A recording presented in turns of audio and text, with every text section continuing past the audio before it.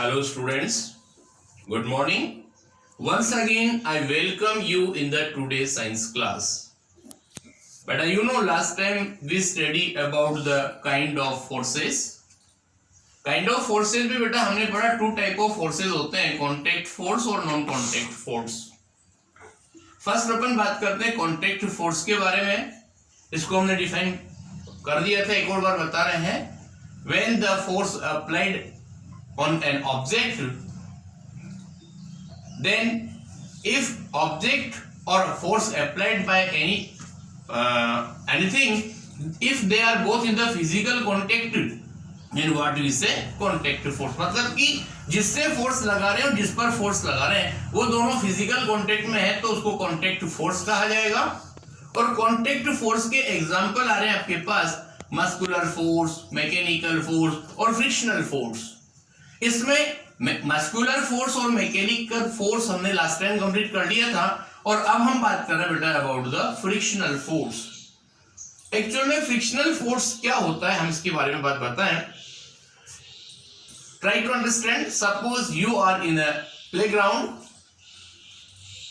और apply a kick on a football. Football के ऊपर आपने फोर्स अप्लाई किया and then ball start to rolling on the ground. और बॉल क्या करेगी, ग्राउंड पर रोलिंग करना शुरू करेगी. जो सामने आप देख रहे हैं इस बॉल को. अब उस बॉल को अगर रोकने वाला कोई भी नहीं है और अगर आगे आप फोर्स नहीं लगाते हैं तो एक पर्टिकुलर डिस्टेंस कवर करने के बाद वो बॉल ऑटोमेटिकली रुक जाएगी. क्यों? क्योंकि जब आपने उसको किक अप्लाई किया उस टाइम पर फ्रिक्शनल फोर्स ग्राउंड अप्लाई कर रहा था बॉल के ऊपर, इसलिए वो बॉल रुकी हुई थी. जब आपने उसको किक अप्लाई किया, किक से फोर्स अप्लाई किया, उस टाइम पर फ्रिक्शनल फोर्स कम हो गया, आपने जो फोर्स लगाया वो ज्यादा हो गया, then ball start to rolling. लेकिन जैसे जैसे आपके अप्लाइड फोर्स की वैल्यू कम होती गई, एक पर्टिकुलर टाइम के बाद वापस फ्रिक्शनल फोर्स ज्यादा हो गया और आपका अप्लाइड किया हुआ फोर्स जीरो हो गया, then it will be stop. तो यहां पर ध्यान से देखना, जितने भी मूविंग ऑब्जेक्ट होते हैं जो ग्राउंड पर चलने वाले होते हैं, लैंड पर चलने वाले होते हैं, उन पे ग्राउंड एक फोर्स अप्लाइड करता है opposite direction of the motion, motion के अपोजिट डायरेक्शन में. उसको बोलते हैं हम फ्रिक्शनल फोर्स और फोर्स ऑफ फ्रिक्शन. और ऐसी ही बात एयर के अंदर भी होती है. Air resistance also form a friction. मतलब कि किसी भी मूविंग ऑब्जेक्ट को रोकने के लिए जो फोर्स अप्लाइड होता है बाय द ग्राउंड और बाय एयर और बाय वाटर, उसी को बोलते हैं हम फ्रिक्शन और फोर्स ऑफ फ्रिक्शन. तो ये क्या करता है कि मूविंग ऑब्जेक्ट को रोक देता है और इसकी नेचर में ही होता है. So difficult to. और कभी आपने देखा हो आपके पास एक ब्रिक है, एक ईंट है, उसको आप रफ सरफेस पर जब भी किक मारने की कोशिश करते हैं तो या तो उसमें मोशन डेवलप होगा ही नहीं या होगा तो बहुत कम होगा. क्यों? क्योंकि रफ सरफेस पर ज्यादा फ्रिक्शन होता है. Please try to understand. Rough surface that is more friction. ठीक है, अगर रफ सरफेस है तो उसमें ज्यादा फ्रिक्शन होगा. Smooth surface,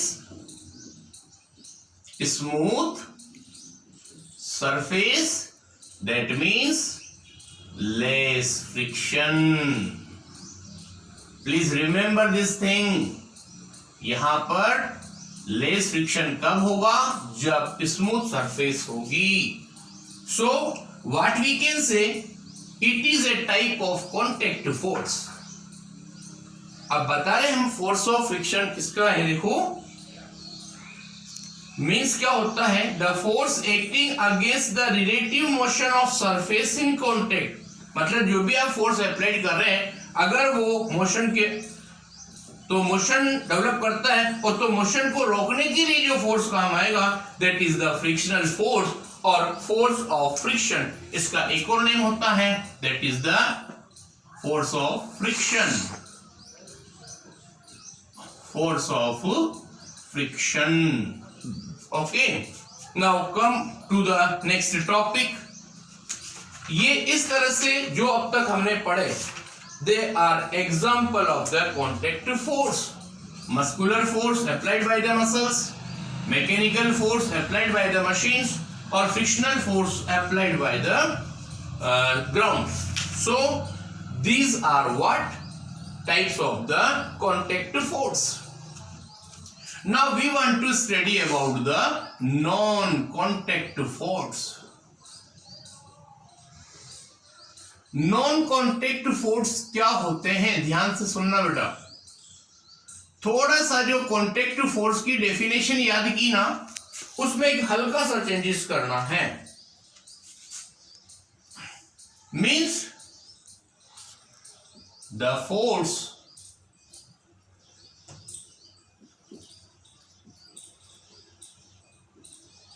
in which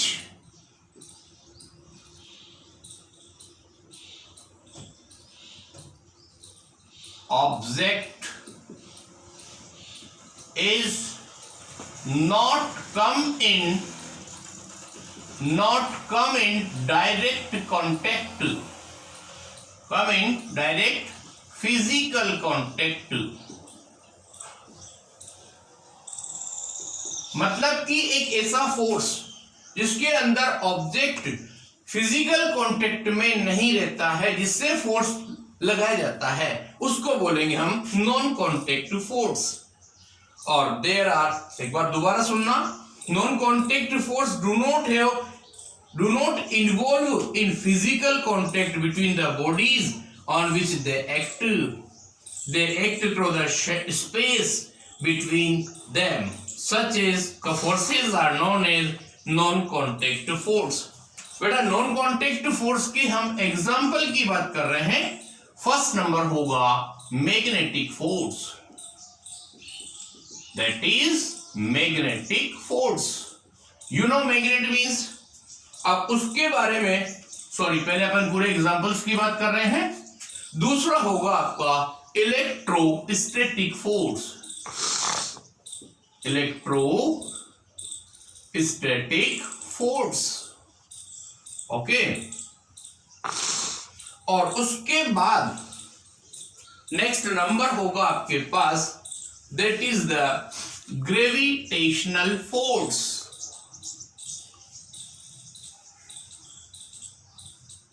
That is the gravitational force.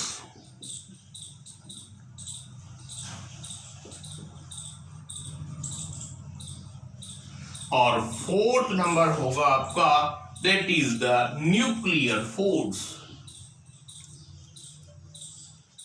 Nuclear force. ये 4 टाइप के फोर्सेज ऐसे हैं जो कहलाते हैं नॉन कॉन्टेक्ट फोर्स. इनमें क्या होता है, जो फोर्स लगता है और जिस पर फोर्स लगता है, दोनों एक दूसरे के फिजिकल कांटेक्ट में नहीं होते हैं. So what we call them non contact force. बेटा इसमें फर्स्ट टॉपिक पे बात कर रहे हैं about the magnetic force. The force which a magnet exerts on magnetic object is called magnetic force.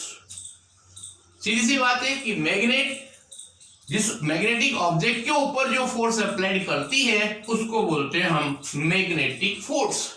थोड़ा सा एक बार इधर देखना क्या लिखा है. You know in a magnet, जिसको हिंदी में चुंबक बोलते हैं हम, और उसके हर मैग्नेट के अंदर 2 पोल्स होते हैं. ध्यान से देखना.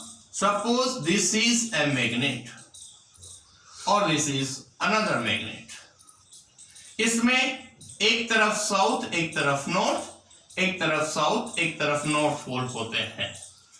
अगर ये दोनों पोल्स अनलाइक हैं, अनलाइक पोल्स मीन्स अट्रैक्शन. ध्यान से सुनना. और अगर इसकी दूसरी कंडीशन है, सपोज इस तरफ नॉर्थ और अगर इधर भी नॉर्थ है, then that is the repulsion, that is the like poles. ये दोनों लाइक पोल्स हो गए ना, और राइट पोल्स में क्या होगा, रिपल्जन.